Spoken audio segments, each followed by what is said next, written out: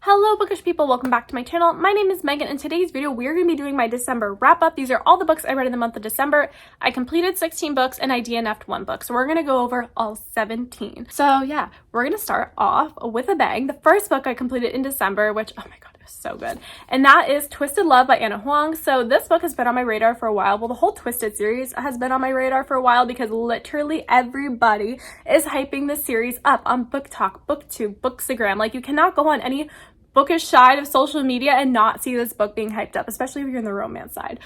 So yeah, this is the first book in the Twisted series. I think the ones that everyone loves the most from what I gather is like the second book in the series, the Bodyguard romance, which I'm very excited for that one because if it's anything like this one, then holy shit, it's gonna be so good. So this one I rated 4 stars. You're following Alex and Ava, and it is a brothers, a best friend romance. And honestly, I think it's good to just know that. On the back of the book, it really doesn't tell you much about the plot or the synopsis, you know what I mean? And I think that's the best way to do it. Go in blind. That's how I went into it, only knowing that it was a brother's best friend romance.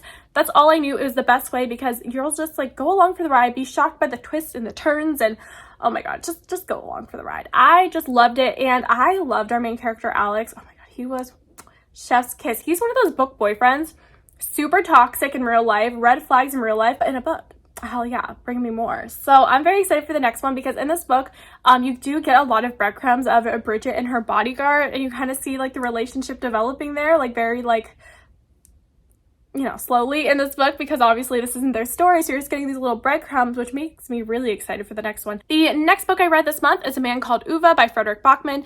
I started this book in February. I decided to finish it in December for 2 reasons. One, I don't like to go into the new year with uncompleted books. Like, if I started it in 2022, I want it to be finished by 2022, especially if I started it in February of 2022, then it has to be finished by the end of December. So that's the first reason. The second reason is I saw the trailer for A Man Called Otto, which is the adaptation for this book. They just changed the name from Uva to Otto, and I'm pronouncing it Uva. I know, like, I've heard people pronounce this so many different ways. I did listen to the audiobook, and that's how they pronounce it in the book, Uva. So that's how I'm pronouncing it. So yeah, in this book you're following our main character Uva, and when this book starts out, he is a widow. His wife has passed away and he's just been let go of from his longtime job, so he's feeling kind of like there's no purpose in life, so he is looking to end his life, and he attempts to end his life as well. But at the same time all that is happening, a new family moves next door. It is a wife, husband, and their 2 daughters. 1 daughter, 2 daughter. I think it's 2 daughters and she's pregnant, or it's 1 daughter and she's pregnant. Anyway, a new family moves next door, and from there they kind of forge a relationship, and you kind of have that found family element to the book. And honestly, I didn't really love it. It's definitely a very character-driven book, so if you don't like the main character, Uva, you're not really gonna like this book. And it's not that I really didn't like Uva, I just felt like I really couldn't connect to his character, and also, like, his personality just isn't the best, you know? And, like, I understand there's probably something going on with him mentally, but, like, I just didn't love his character. Like, he just kind of felt like an asshole. Like, I didn't understand, like, the relationship between him and his wife, and because you see their relationship through flashbacks, I just never understood why she loved him, like, why she chose him, why she wanted to be with him, because she was just like this ray of sunshine and he's just like this dark, grumpy cloud.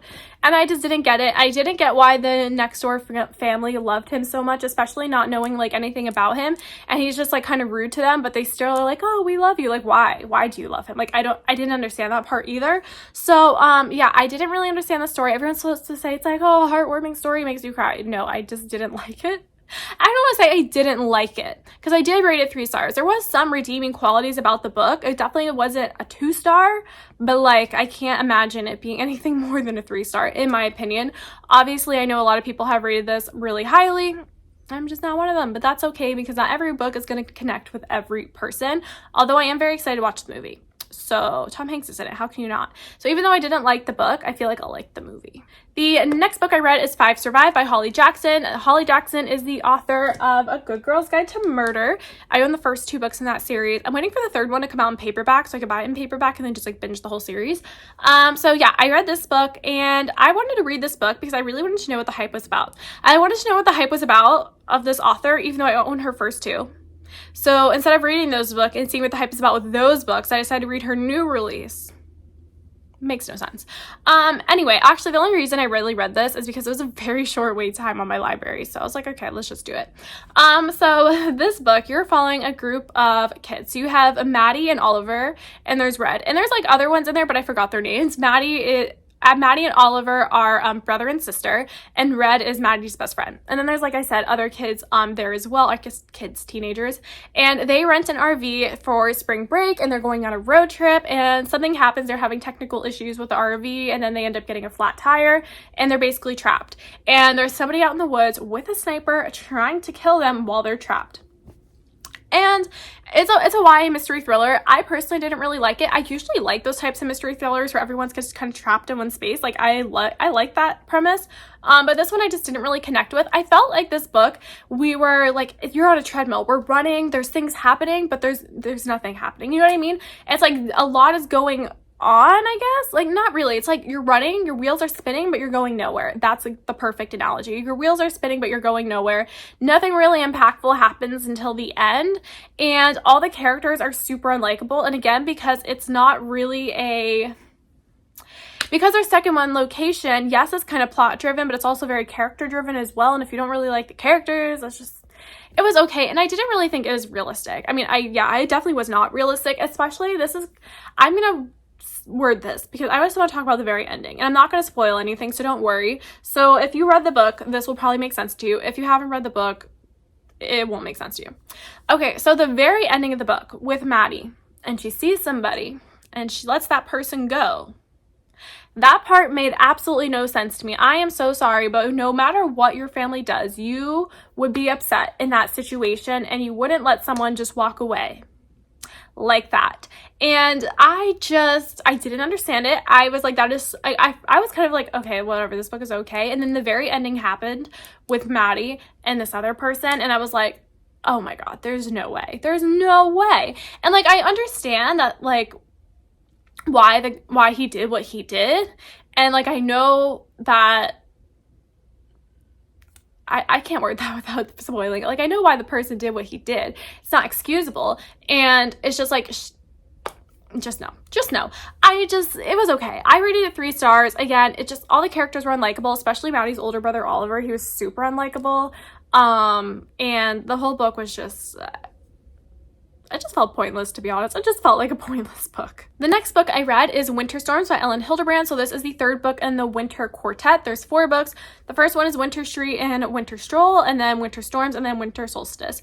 The first 2 I reviewed in November. So if you want to see those reviews, go check out my November wrap up. So yeah, this is the 3rd book in the series. And honestly, it really kind of confused me that this was the 3rd book in the series, because the very ending of this book really wraps up everyone's storylines pretty nicely. So it felt more like a conclusion than like we have another book left. But I really enjoyed this book a lot. If it was the last book in the series, I feel like it would definitely be a great conclusion, like I said, but I guess that's more of a criticism of the 4th book than this book. So yeah, in this book, I really enjoyed it. I really enjoy the Quinn family. So in this whole series, you're following the Quinn family. So you're following Kelly, Margaret, and Mitzi. So Kelly and Mitzi are married. Margaret is Kelly's ex-wife. Kelly and Margaret have 3 kids together what's the proper grammar for that? Their 3 kids are Patrick, oh my god, it's been a couple of months since I read this book. I'm not going to attempt to go over names, but basically you're following everyone's storylines. It's just a continuation of the storylines from the first 2 books, and I really enjoy it. I love Elin Hilderbrand. I love all of her books. I think I rated this one 5 stars. I don't remember. I mean, any Elin Hilderbrand book I've read this year, I've loved. Her lowest rated book was a 4-star, and obviously the highest is a 5 stars. So like, doesn't really matter the rating. It was amazing. I just recommend this whole like series, so go read it. The next book I read is One Day in December by Josie Silver. So this was a weird book for me. I rated it 3.5 stars, and the reason why I say this is a weird book for me is because I was thoroughly entertained. I listened to 70% of this audiobook in one day. So I was very entertained by this book, but at the same time, I really disagreed with all of the characters' decisions that they made. It's like I was invested, I was entertained, but I was like, I disagree with all this, but not in a way that made me mad, just in a way that I disagree. Like, oh, we're friends, and I just disagree with your decisions. So in this book, you're following Lori and Jack, and they kind of have I wouldn't say a meet cute, it was more love at first sight moment. So she's going on the bus, and he's standing at the bus stop, and they lock eyes, and she's like, I love this man. Like, this is the man that I'm in love with. And the bus takes off, they don't get to connect. So every day she kind of goes and tries to find him, not every day, but like every time she goes in a cafe, or every time she goes to the bus stop, or every time she goes to a store, she's always on the look for this man because she wants to meet him and go out with him. Well, she finally finds him a year later when her best friend Sarah introduces Jack as her boyfriend, her new boyfriend, and she quote unquote tells Lori, I think I found the man that I am going to marry. And Lori's like, what do I do? She kind of has this internal conflict of, do I tell her that's the guy from the bus stop? Because obviously she told her friend about this like love at first sight moment at the bus stop. She's like, do I tell her or do I not tell her? She decides to not tell her, and it basically just kicks off 10 years. We just follow these two characters over the course of 10 years. Because you're following them over the course of 10 years, a lot of this book is telling and not showing. Personally, I'm fine with that because I love a book that spans like not decades, it's 1 decade, 10 years. But I love a book that takes place over a long-term time period, and we kind of jump around and see characters throughout their whole life. So, you know, if you're okay with telling, not showing, then, you know, I think you'll be fine with this book, but I could see how people would be critical of that. But yeah, let's talk about the way I disagree with the characters' decisions. So obviously through the course of Jack and Sarah's relationship, he kind of gets to know Lori, and he realizes that, you know, it's the girl from the bus stop, but he doesn't want to cheat on Sarah. And honestly, I just never really understood the relationship between Jack and Lori because I don't think Jack is a very likable character, first of all. And after him and Sarah break up, it just seems like all the girls that Jack dates throughout the course of the book, he only talks about their looks and only talks about how he's with them basically because they're hot. Well, he doesn't say I'm only with them because they're hot, but like that's like the vibes that you get. Like all the girls he dates is only based on appearances. And I just didn't understand that. Like, I don't see what Lori saw in Jack. It just didn't make sense to me. And then Lori, over the course of the book, meets a man named Oscar, and they have a long-term relationship. And Oscar is just like this super hot, rich man that is in love with Lori and wants to take care of her and wants to have her babies. And it's like, girl, what are you doing? Like, you literally have the perfect man right here, but you're still hung up on Jack, who's like a complete asshole, especially after Jack's accident. It's just so like, oh my God, he's so unlikable. Like, I can't. Like, I did not like this man at all. He's definitely one of my least favorite book boyfriends. And it's just like, he's just not a good person. Honestly, during this book, I was like, someone just give me Sarah and Luke's love story. That's all I want. Josie Silver, just give me Sarah and Luke's love story. That's the love story I'm looking for. So if we can get their love story, that'll definitely be a 5-star because, they're just like a side part of the book. They're not even in it that much. Like, their relationship isn't like a big focus in the book, but it was my favorite relationship in the book. And also, Lori, you did Oscar dirty. You did him dirty. I don't know why you would not stay with a super hot rich man that just wants to take care of you. But yeah, I guess they deserve each other.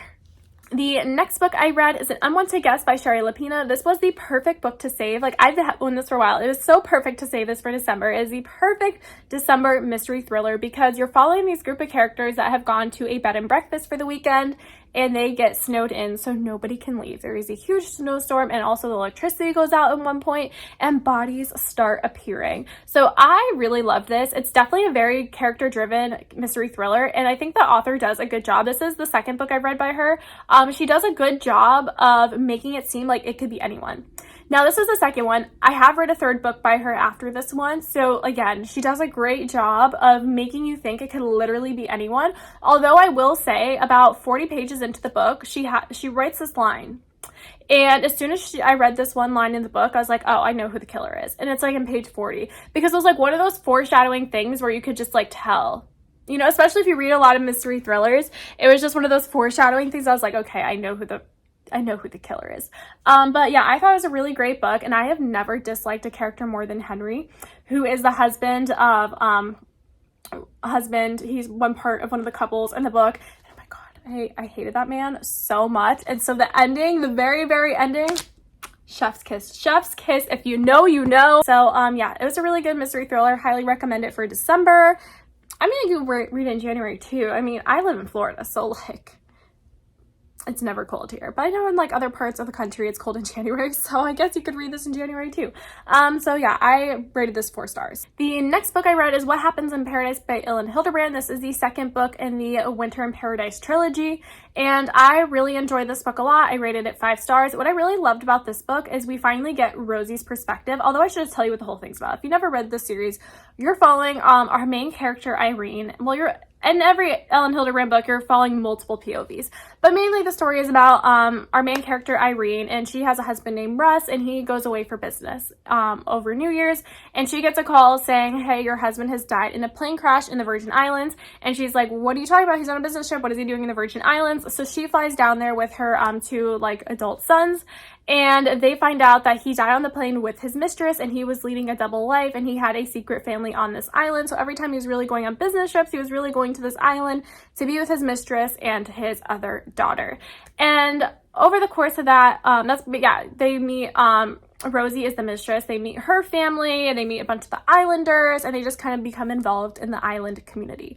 So that is the first book. So in the second book, we get Rosie's perspective. Rosie kept a diary, and at the end of the book, we read Rosie's diary entries. So we kind of get the whole timeline of her and Russ's relationship and what she thought of everything going on. And I really enjoyed that because in the first book, Rosie is kind of like this mystery woman. I mean, we know who she is. We know she's the mistress. We know a little bit about her past through her family and friends, but in this book, we really get to read from her POV, which you just learn so much more about her because there's things in her POV that family and friends can't tell you, right? Because she was a mystery to even her family and friends because they didn't even know that she was with this guy who had a family back in Iowa. So that's the one part of this book I really enjoyed, is getting to read Rosie's diaries. Again, I just love the cast of characters in this series, and I just really highly recommend it if you haven't read it. So I rated this one 5 stars. The next book I read is Zodiac Academy, The Awakening. This is the first book in the Zodiac Academy series, and I really do not know if I will be continuing in this series.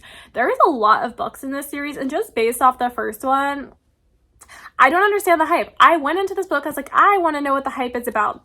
I don't get it. I really do not get the hype about this book. So they say in the synopsis of this book, it is, well put out there that it is a bully romance. Where is the romance? I get the bullying part. I see the bullying part the entire book. Where's the romance? In this book, you're following these 2 twins, and they're kind of like having a rough time in life, and then this guy from a magical world reaches out to them. It's kind of like a Harry Potter situation. He's like, oh, hey, you're actually the heir to like this throne in our secret magical world, and there's a magical school, and you got to go to it. I don't know. It's very Harry Potter vibes, except instead of like magic, I mean, it is magic, but they really deal with like zodiac and astrology. And also the school isn't like in Harry Potter where it's like, middle grade to high school. This is a 18 plus school, so everyone's adults and they can drink and have relationships with each other. I don't understand the hype of this. And like, what's attractive about a bully romance, especially this one? Like, again, there was like no romance in this book. Where's the romance? It's just consistent bullying throughout the whole book, and the girls are constantly the victim the whole book, and it was just like getting old. Like, it's not like a short book, it's over 400 pages, so it's like it's tiring after a while. Like, I don't want to see them be the victim the entire book. Also, they're twins, so you're reading from both of their perspectives, and both of their perspectives, like, I would get confused. I'd keep having to like go back to the beginning of the chapter to remember like whose perspective I was reading from, because I don't think they really had distinguishable voices. Like, both of their POVs felt very similar to each other, and again, I don't understand how any of the heirs can be love interests after everything that happened in this book. I don't see it. I don't see how either of them can fall in love with any of the 4 heirs after this book. And everybody's super unlikable. Even the teachers in this book, just everyone is unlikable. Does it get better? Does it get better after the first book? Let me know, because as of now, I don't really think I have plans on continuing, because there's just so many other series out there that it's like, why? But if everyone comments down below and says, oh my god, no, it's amazing, you just have to wait till book 3, like, maybe I'll continue.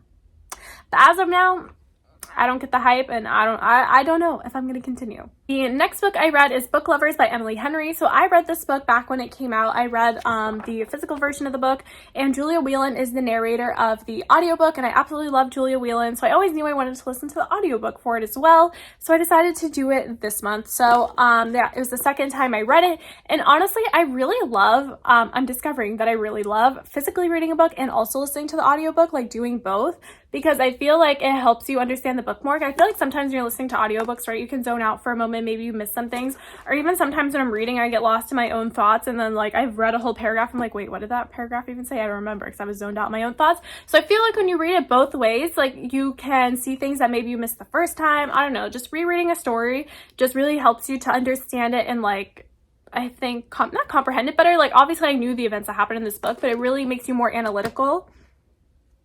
Did I say that right? It makes you analyze the book more, I guess you could say. I really enjoyed this book a lot. I really love Emily Henry's writing. I love the characters that she creates because they're very mature. There's no toxic relationships. And especially in this book, what I really love about the premise is she takes that Hallmark movie villain and she basically gives her story and humanizes her, because, and she even talks about this in this book, so it's not me being like, well, I'm smart and analyzing. No, she literally says it in the book. She's like, oh, you know, the small town romance movies, like the big city guy goes to the small town and then he falls in love with the small town farmer girl, and then the big city girlfriend is evil because she cares about her career and doing a skincare routine and wearing designer, so that makes her emotionless, you know. And she's that girl that is, she's the Hallmark movie villain, but here's her story, and I absolutely loved it. And I love the two main characters, and it's just such a breeze. It's such a delight. And honestly, I read it twice and I want to read it again. This is a book I feel like I could reread over and over and over again and never get tired of it, because it's just heartwarming and it's fun. And not even that I just love the relationship between Nora and Charlie. They have great banter, but I also love the side characters in this book as well, especially Nora's relationship with her sister Libby. Another thing I love about this book, talking about the maturity of the characters, is that both characters, Nora and Charlie, are unapologetically themselves. It would have been so easy for Emily Henry to like make this book that, oh, Nora decides to stay in Sunshine Falls because Charlie has to stay there. Now her sister's moving there, so she's gonna stay there. And like, you know, that would be such an easy way to end the book, right? It's almost too perfect. But instead, she's like, sticks to her principles. She's like, no, I love the city. I love my job. I want to move back to New York, even though that means leaving behind Charlie. And in the end, it still works out because he ends up going back to New York as well. So that's what I just really love about the book, is that it's not like the easy way out. The two big city people fall in love with the small town. It's like, no, this two big city people love the big city and they still end up in the big city, because there's nothing wrong with wanting to live that big city life. There's nothing wrong with a girl who loves her heels, her skincare, and her designer, and loves her job. And most importantly, because I feel like so many times career-driven women are just always portrayed in books, even nowadays, they like are kind of portrayed as like in a negative light. You know what I mean? I mean, not all books, but definitely the stereotypical Hallmark type of vibes, you know, always portrays those women in a negative light. So that's why I really love this book a lot. The next book I read is 'Tis the Season for Revenge by Morgan Elizabeth. This topped A Merry Little Meet Cute as my all-time favorite holiday or romance book, because we have Abby and Damien, and oh my god, Damien is a top tier book boyfriend. Probably my favorite book boyfriend I have ever read about in my entire life. I love this man. Oh my god, he is perfect. So in this book, you're following Abby, and in the beginning of the book, she is dumped by her ex-boyfriend Richard, who is just emotionally abusive towards her, but she didn't realize that while she was in the relationship. And then when they break up, she reflects back on the relationship and realizes how he mistreated her and how he was emotionally abusive towards her. And she decides that she wants to get revenge against him. So her and her friends get drunk and they're trying to figure out all these ways to get revenge. And then she's swiping on a dating app and comes across Damien, who is Richard's boss. And she decides she is going to sleep with his boss. And more than that, she is going to get the boss to fall for her, so he will take her to the holiday Christmas party, or the company Christmas party, because Richard never wanted to take her to the Christmas party because he said, you aren't serious enough. So she's not only going to show up to the party, she's going to show up to the party on the arm of his boss. Oh my god, this book was so good. It is so cheesy. I totally agree. I see the reviews. I know it's cheesy. Damien is perfect. He's so mature. He's so nice, and he just loves her so much. And also, even during like the conflict in the story between Abby and Damien at the end, he still handles it with such maturity. This is definitely a man written by a woman. All he wants to do is make her happy. Like, you just know this man was written by a woman. But yeah, I really highly recommend this book. The spice in this book, top tier. The boyfriend in this book, top tier. The relationship, top tier. Get through it, power through the cheesiness, and I promise you, you'll love this book. Now we're going to talk about the one book that I DNF'd, because I'm just going in, this is the chronological order of when I read all my books. So this is the one that I DNF'd, and it is The House on the Cerulean Sea by TJ Klune. I am shocked that I DNF'd this book. I was listening to the audiobook and I really didn't vibe with the narrator, so I'm gonna try to reread this book and just read the like physical version of it, and see if that helps change my ways about this book. But after reading Legends and Lattes and reading that 3 stars, after DNFing this book, I don't think cozy fantasy is my genre.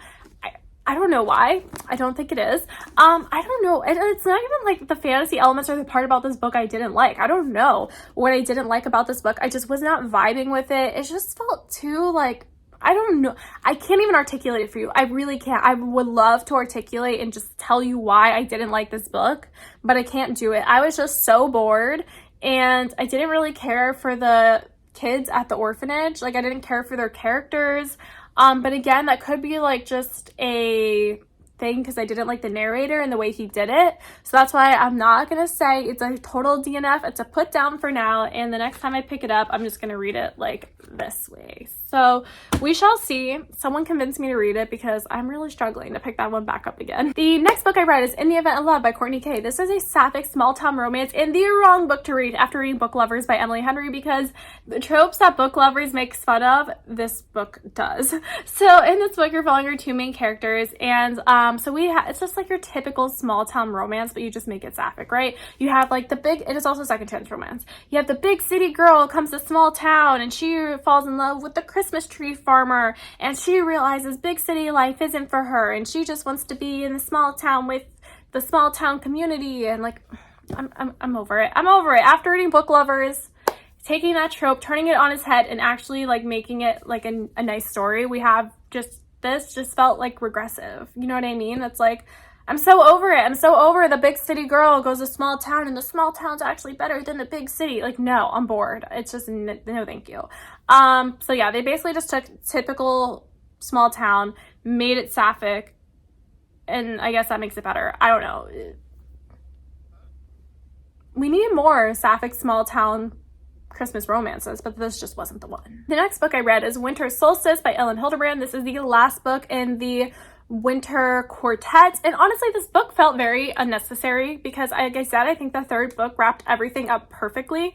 And in this book, we're just like kind of creating new storylines. Like, so the first 3 books, you're really following the same storyline, all 3 books. And then in this one, we're kind of creating new storylines for our characters and new problems for our characters to get solved. Because again, everything was wrapped up nicely in the 3rd book. So it just kind of felt unnecessary. I did enjoy it. I rated it 4.5 stars or 4 stars. I don't remember. It was a 4 or 4.5 star. Because although it was unnecessary, we're coming up with new plot points, I did enjoy it. Also, the only thing I didn't really like about this book that much was we get introduced to this other character, Eddie, and we start reading from his POV when he has never been introduced in the previous 3 books. Now, from reading reviews, I realized that Eddie is a character from a previous Elin Hilderbrand novel, one that I clearly haven't read because I had no idea who he is. And I get why she does that. Like, she kind of puts like an ode to like other books in there. So I personally didn't really love that because I just felt like this is so random and I didn't enjoy it. But then, fast forwarding, I read Troubles in Paradise, which is the last book in the Winter in Paradise trilogy, and she had a random POV thrown in there from Margaret from, you know, this Winter Quartet was thrown in the Winter in Paradise trilogy. And in that book, I appreciate it because it's like seeing an old friend again. But in this book, since I didn't know Eddie, I didn't appreciate it. So, you know, is that really a criticism? Because I enjoyed it in one book when I knew the character. I didn't enjoy it in this one because I didn't know the character. I don't know. But again, this book was good overall. It was enjoyable, right? Like, I was entertained. I still love the characters, but I just didn't think it was a necessary book. The next book I read is The Distraction by Morgan Elizabeth. So after I read 'Tis the Season for Revenge, I had to read more Morgan Elizabeth books, and this is the very first book in the Springbrook Hills series that she's doing, you know, just like not like a real series, but interconnected standalones, and this is the first book. So in this book, you're following Hunter and Hannah, and Hunter is the CEO of this big outdoors brand, and Hannah is Hunter's sister's nanny. This book was her debut novel. It was self-published, and you can definitely tell. It was really not that well written. Definitely needed some improvement in the writing and the editing, but it was okay. Like, it was good. I enjoyed the romance, but I didn't necessarily love Hunter. I think he was kind of an asshole, to be honest. He wasn't really like the nicest guy. He says some things that just are kind of crossing the line, and I didn't love him. And I don't know, it was just okay. You can definitely tell it was a debut novel. I did enjoy it. I do want to read more by her, but you could definitely see a big difference between her first book and 'Tis the Season for Revenge was her fifth book. There is a big difference between the two. Even though you could say 'Tis the Season for Revenge is cringy, the writing is a lot better than The Distraction.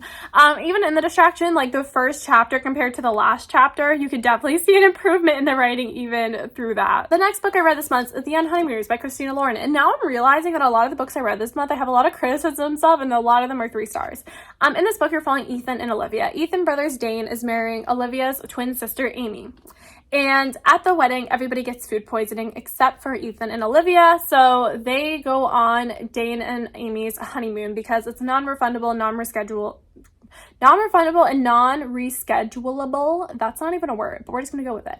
You can't reschedule it and you can't get your money back. So they go on the honeymoon and they have to pretend to be the married couple because they also can't just go take their honeymoon. They have to pretend to be them in order to get the reservation at the hotel. I don't know. They just have to go. And they kind of don't like each other, so it's an enemies to lovers situation. I didn't really care for this book too much. I mean, it was entertaining, but I didn't love the characters. I didn't find either of the characters be that likable. I mean, they were okay. I did kind of like Olivia, but I didn't like Ethan, and I definitely did not like Dane, and Amy was okay too. I don't know. It just wasn't there. The banter just was not that great. I'm not gonna lie. The banter, that's the main thing. It has to have good banter in a romance. I didn't think the banter was that good. I didn't really follow the progression of them going from hating each other to falling in love. I felt kind of like they just didn't like each other, and then there's this one scene where they do a couples massage and he's like actually massaging her, and it's like, oh wait, she's kind of hot, and she's like, oh, he's kind of hot. So it felt more like, oh, we go from hating each other to lust to now we love each other. Like, I didn't feel like it was a natural progression. It just went to like, I hate him, to, oh damn, like we think each other is hot. And the whole situation at the end with Dane and Amy and their situation going on, I don't really want to give away any spoilers, but that situation and how Ethan asks Olivia to keep secrets from her own twin sister. And Amy's like, yeah, like, I won't tell her. Like, well, what are you doing? Like, what are you doing? You're literally choosing a guy that you just started liking 5 minutes ago over your twin sister, and then you eventually tell her anyway. And just like the whole way that whole situation was handled, I just didn't like it, and I felt so unnecessary. This is the second Christina Lauren book I've ever read. The first one I read was In a Holidays, and that one was okay. This one is okay. I don't know if Christina Lauren is for me or not. Because this one is so hyped up, and I did not get it. I do not understand the hype of this book.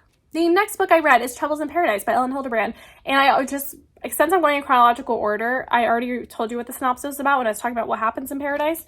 So yeah, I'm not really gonna go over the synopsis again, but I really liked this book a lot. I thought it was a great way to end the series, although I'll say about the very ending of this book, I felt like there's room for more, right? Because like the very ending of this book kind of is also a new beginning in a sense, where if she wanted to continue the series, she could, and I think she totally should. I don't think she will, but she should, because the way this book ends definitely leaves it open to where she could write a lot more and bring these characters back and kind of see them in a new light. Because this book, there's a huge hurricane that happened on St. John's Island, and this series took place before the hurricane came.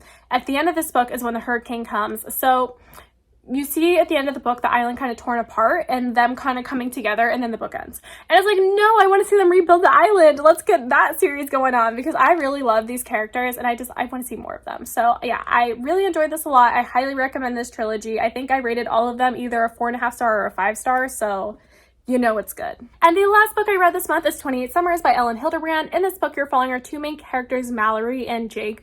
And this is a love story, kind of. So you're following them over the course of 28 summers. And I love books that take place over multiple years. They're just the best. I love seeing characters and how they progress in life. So this book is based on a movie called Same Time Next Year, which I have never seen it. But basically the premise is Mallory and Jake, they want to be together, they like each other, but they can never be together. So they have a one weekend affair per year. So Jake is married. He's married to Ursula, and every Memorial Day weekend, he goes to Nantucket and has an affair with Mallory. Mallory's never necessarily married, but she does have a kid, and she always has like kind of like boyfriends throughout the book. But they all, no matter what, they are always together on Memorial Day weekend. And I don't like, the one thing I don't like about this book is the romanticization. Is that a word? Why can I even talk, or like I'm just making up words? I don't like how cheating is romanticized. That's what I'm looking for. I don't like the way that cheating is romanticized in this book. And there's really no good reason why Mallory and Jake can't be together. Why can't Jake leave his wife? And I think that's kind of part of the book as well, though, because you're like, okay, would Mallory and Jake work in a normal relationship setting, or does their relationship only work because they see each other 3 days out of the year, right? Because like, is the like, there's a lot of mystery about each other, and it's just like lust and romance when they see each other, because they're not doing the day-to-day. They're not doing the grocery shopping, paying the bills, and doing all these things together, which can make, when you're in a relationship, it could kind of like, you know, make that person a little less sexy when you're just doing the grocery shopping with them and you're seeing them at their highs and their lows and their day-to-day. So their relationship is only hot and heavy, and it works because they see each other 3 days out of the year. So is it really sustainable if they were to actually be together?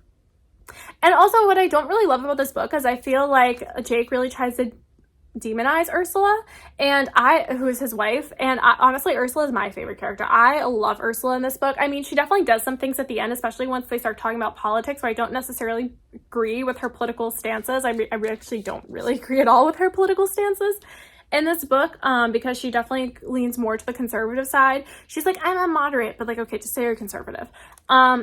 So I don't really love that, because I don't love that part of her.